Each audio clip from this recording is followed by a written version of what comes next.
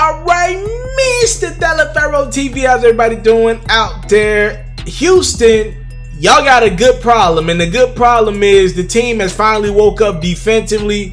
Yo, it's game 4, ladies and gentlemen. Golden State in Houston. They already lead the series 2-1, coming off an overtime loss. The Rockets finally pulled one out. But it's game 4. Steph Curry's heard all the chatter for the last day and a half, 2 days, about how he has not been playing good in the postseason. Would he come out and have a good game? Could Harden tie this thing up at 2? Would Chris Paul play better? How would Kevin Durant approach this game? Klay Thompson as well? It's Warriors, it's Rockets, it's game 4. You know you got to tune into your boy for the highlight. Let's get into it. Let's not waste no more time. I'm ready to get into it. Let's go. Out the gate, the Rockets up 3 early in the first quarter, and it's James Harden pulling up deep from 3. It's good. He came out ready to play. A steal here from Eric Gordon. And this is one of those weird, wacky plays where we almost lost 2 superstars on one possession. So Kevin Durant hits Harden in the head, and Kevin Durant kind of bends his elbow. Durant came into a game wearing that armband. He take the armband off. Harden to check his head and get back to work. He scored that deuce there. So just for clarity, neither Durant nor Harden left the game. We just called a timeout and kept it moving after the timeout. Steph Curry would have a better game. He scored that deuce, make the good pass into his buddy Klay Thompson for the long 2. Yeah, Steph Curry came out in attack mode, ready to attack the rim and just get some easy buckets to get himself going. Kevin Durant's been in attack mode the entire playoffs. This is his 7th game of 30 or more points. He's been phenomenal. Draymond Green finding Steph Curry for 3. 24-20, the Warriors lead. Let's go on to the second quarter here. Rockets down 3. Not any longer. Chris Paul drills a 3 at 14 points. Now back to Harden. Another deep 3. The Rockets really allowed Harden to move around more, and he got busy. The Warriors were not under Harden as much. You saw that foul called on Klay Thompson. James Harden had a lot of space to land his foot, and he was drilling some 3s. Iman Shumpert joins the action to drill the 3 of his own. Houston's up 9. Good ball movement from Harden to Tucker to Austin Rivers, who drills a 3. He came in and pitched a nice 10-point game for the Rockets. They needed every point. Now James Harden catches his own miss and scores. We're in the third quarter here. The Rockets are up 9. More Harden. Little jab step there. 3 ball over Draymond Green. Draymond will fall to the ground, get back up, and continue playing. It's a 14-point game. The Rockets trying to get away. Harden still dancing. He drills another 3, this time in the face of Klay Thompson. The Warriors would not go away easily. You know they make their run. They're one of the best teams ever. Kevin Durant goes and 1, get it down to a 12-point game. More KD over PJ Tucker, who, by the way, played really good defense on Kevin Durant. But, by the way, he's still Kevin Durant. But y'all knew that. It's a 12-point game. Durant pulls up and drills a 3. Mistake by Shumpert on defense. It's a 9-point game. Switch. It's Capella trying to guard Steph Curry. He stepped back and drilled a 3 right in his face. It's down to 6 to end the third quarter. Harden to pull up on Looney. Another mismatch. And the Rockets make the Warriors play. It's a 9-point game here. We're in the 4th. More dancing from Harden. I'm just going to keep dancing. Harden scores the 2. More dancing from Harden. Y'all not going to stop ball. I'm going to just keep this thing for myself and hit you with the Euro step and score. Rockets up 10 with under 5 minutes to go. Warriors would make one last run. It's Steph right inside for 2. 8-point game. This is a pivotal spot in the game. The Warriors had a chance to get it down to 6 or 5. PJ Tucker rips Draymond Green clean. Rocket lead back up to 10. Again, Warriors not going anywhere. Steph, pump fake, 3 ball is good. Down to 7 with 2:30 to go. Rockets trying to put this thing away. Chris Paul loves when he gets Steph Curry one-on-one, and he goes right at him and scores. 110 one-on-one. What push does the Warriors have left? One last push. Kevin Durant drills the 2. It's a 7-point game. They get it down to 5. Steph Curry pulling up for 3 with 24 seconds to go to get this thing down to a 2-point game. He missed. They get the rebound, get it back to Steph. It's good. 2-point game. James Harden would get fouled, make 1 or 2 free throws.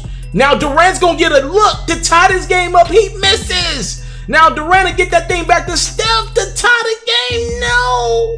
And Chris Paul is fouled. And CP3 would go to the line, miss the first, make the second, and the Rockets, they win game 4, 112-108. And now the defending 2-time defending NBA champion Golden State Warriors, as the number 1 seed in the Western Conference, are now tied at 2 with Houston. The Warriors, might I add, still do have home court. This series is at least going 6 games. So if it goes 7, obviously a game 7 would be played on Golden State's court. But we got themselves a series. I'm not going to lie. A couple games ago, I'm not going to lie, it started to look like the Rockets might get hit with the gentleman's sweep.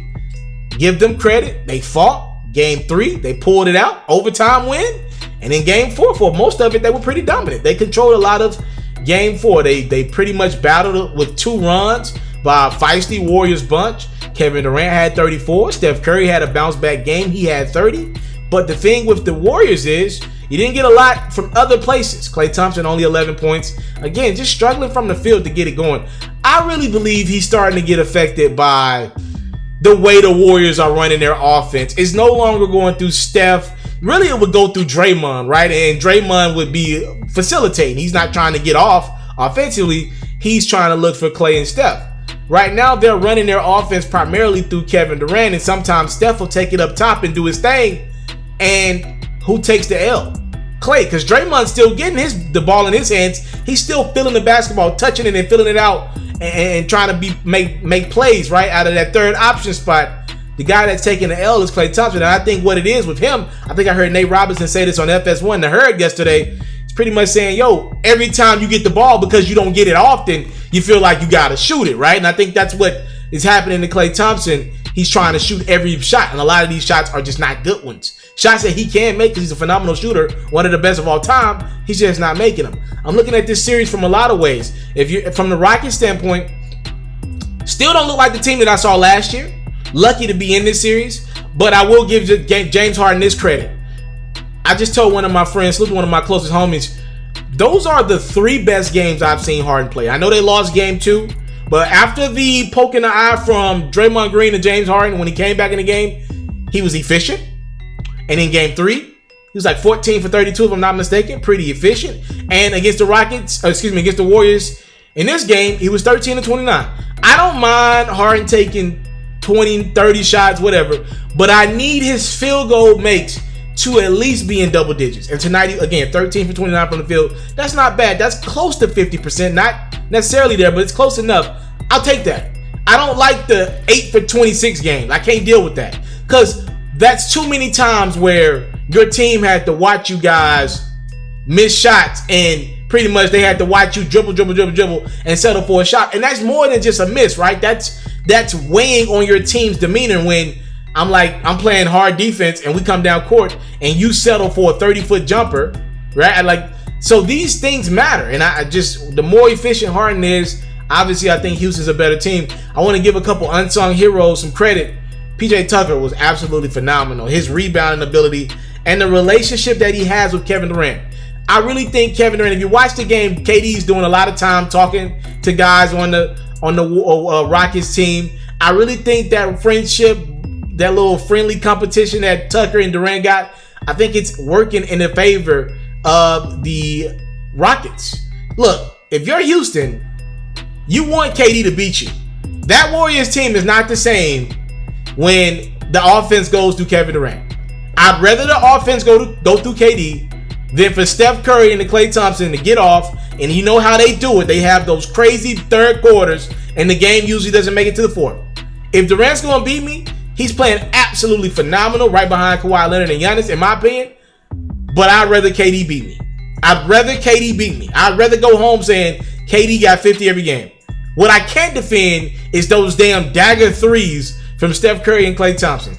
Thank goodness they've been off. I'm just saying I'd rather the offense. If I'm a Rockets fan, I want that offense going through KD. Just light me up. Keep going.